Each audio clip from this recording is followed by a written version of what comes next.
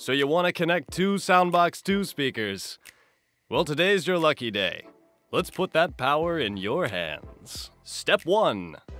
Place your SOUNDBOKS 2 in your desired locations. We've chosen this lovely poolside, and Phil here has chosen this lovely yellow raincoat.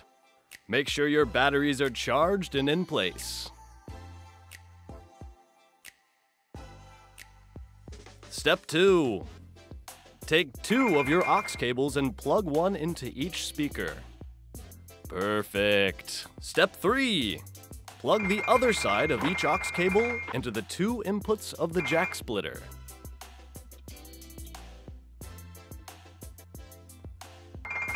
Step 4. Plug the other end of the jack splitter into the headphone output of your FiiO A3 amp.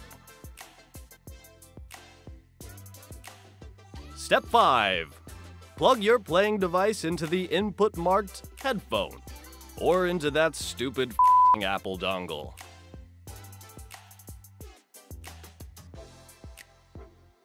Step 6. Turn on the FiiO A3. Set the gain on 5.5. Switch the bass off. Turn the high gain on.